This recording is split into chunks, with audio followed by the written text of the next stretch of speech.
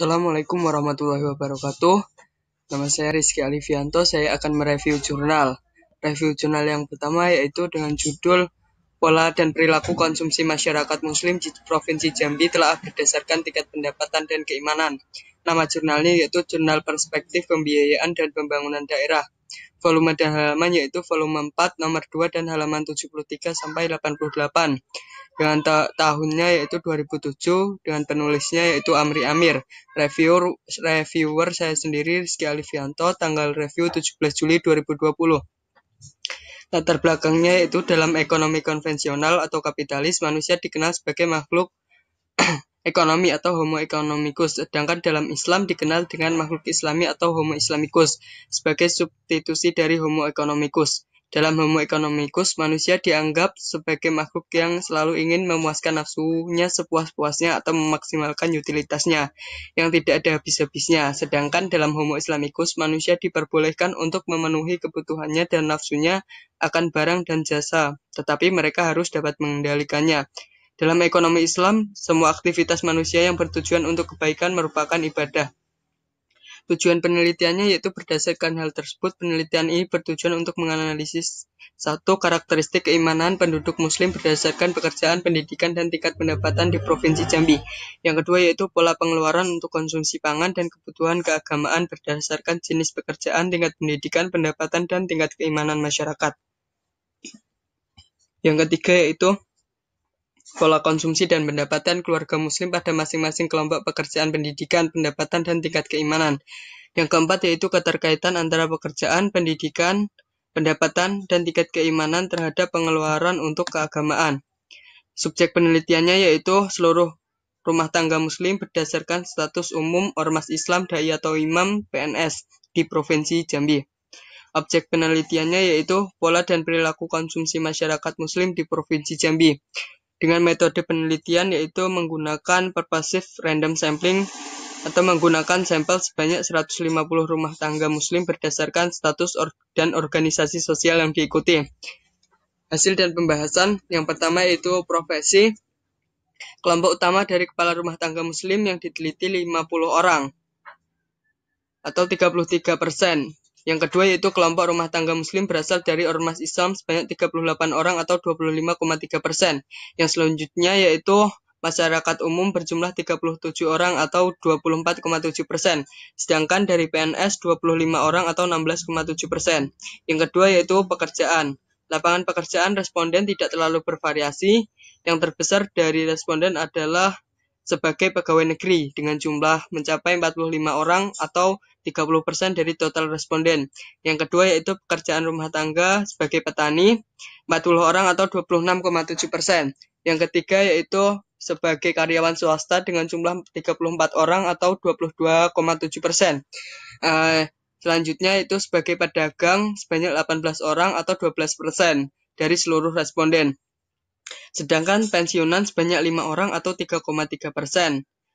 Wira swasta 5 orang atau 3,3% juga, dan pekerjaan lainnya yang tidak termasuk dalam kategori sebelumnya hanya 3 orang atau 2%. Yang ketiga yaitu pendidikan. Dari berbagai hasil survei dalam penelitian ditemukan bahwa semakin tinggi tingkat pendidikan kepala keluarga, maka semakin kecil persentase pengeluaran untuk konsumsi pangan. Dari hasil pengamatan diketahui bahwa tingkat pendidikan rumah tangga muslim yang menjadi responden sebagian besar 66% adalah berpendidikan sekolah lanjutan tingkat atas atau SLTA ke atas.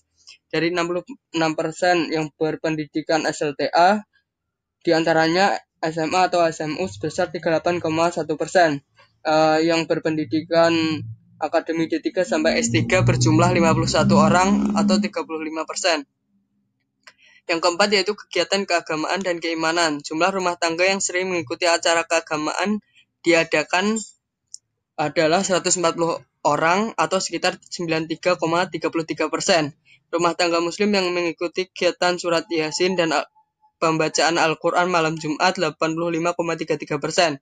Sedangkan yang melaksanakan kurban 58%. Selanjutnya mengikuti kegiatan sholat berjamaah 50,67% dan menjalankan puasa Ramadan 50,67% juga. yang menjalankan puasa sunnah sebanyak 64,66%. Dari jumlah data yang ada dapat disimpulkan bahwa rumah tangga muslim tergolong mempunyai keimanan sedang sekitar 61,3%. Sedangkan yang mempunyai tingkat keimanan tinggi sebanyak 21,3%. Sisanya sebesar 17,4% tergolong pada rumah tangga yang mempunyai tingkat keimanan rendah. Yang kelima yaitu pola konsumsi. Rumah tangga dengan proporsi pengeluaran yang lebih besar untuk konsumsi makanan mengindikasikan rumah tangga yang berpenghasilan rendah. Semakin tinggi tingkat penghasilan rumah tangga, semakin kecil proporsi pengeluaran untuk makanan terhadap seluruh pengeluaran rumah tangga. Dengan kata lain yaitu dikatakan bahwa rumah tangga atau keluarga akan semakin sejahtera bila persentase pengeluaran untuk makanan atau konsumsi jauh lebih kecil dibandingkan persentase pengeluaran untuk non-makanan. Kelebihannya yaitu dengan paparan telah dipaparkan dengan tabel yang baik dan jelas sehingga penelitian yang telah dilakukan mendapatkan data lapangan yang lengkap, kejelasan bahasa yang diinginkan sehingga memudahkan dalam memahami isi jurnal tersebut. Kekurangannya yaitu spasi penulisan tidak teratur. Terdapat spasi di pertengahan yang tidak teratur. Review jurnal yang kedua yaitu judulnya Pola Perilaku Konsumsi Islam Mahasiswa Muslim Fakultas Ekonomi dan Bisnis Universitas Airlangga ditinjau dari tingkat religiusitas. Nama jurnalnya yaitu Journal of Environment and Sustainable Technology atau Jurnal Teknik Lingkungan dan Teknik Berkelanjutan. Volume dan halaman yaitu volume 2 nomor 7 dan halaman 570 sampai 582. Tahunnya yaitu 2015 dengan penulis Yolanda Hani Putriani, reviewer saya sendiri Rizky Alifianto, tanggal review 18 Juli 2020.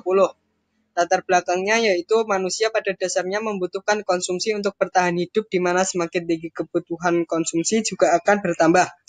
Konsumsi setiap orang dapat berbeda-beda sesuai dengan tingkat kebutuhan dan pendapatan.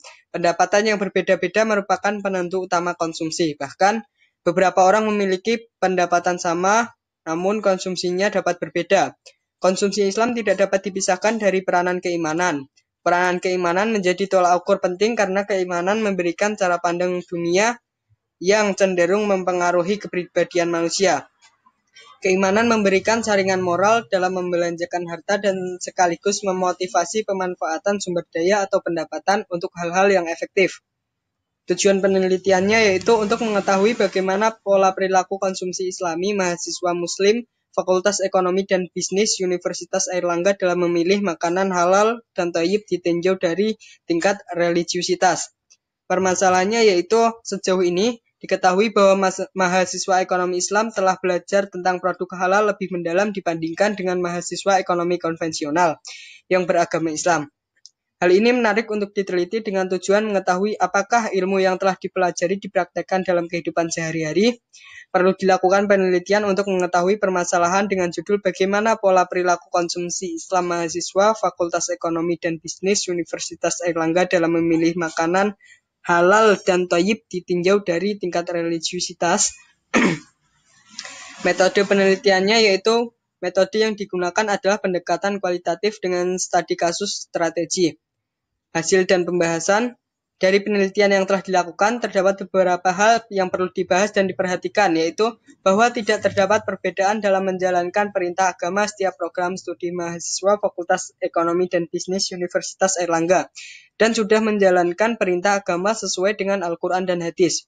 Pemilihan makanan halal dan thayyib dalam kehidupan sehari-hari juga telah dilakukan oleh studi mahasiswa Fakultas Ekonomi dan Bisnis Universitas Airlangga dengan baik. Batasan konsumsi Islam selain halal dan thayyib adalah tidak berlebihan. Mahasiswa Fakultas Ekonomi dan Bisnis Universitas Airlangga melakukan kebiasaan dalam kehidupan sehari-hari seperti tidak makan jika belum lapar. Hal ini menjaga agar tidak membuang-buang makanan. Kelebihan jurnal ini yaitu jurnal memaparkan secara jelas dan lengkap mulai dari pendahuluan sampai pembahasan, menjelaskan dengan bahasa yang mudah untuk dipahami.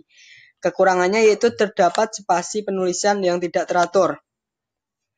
Sekian dari saya. Wassalamualaikum warahmatullahi wabarakatuh.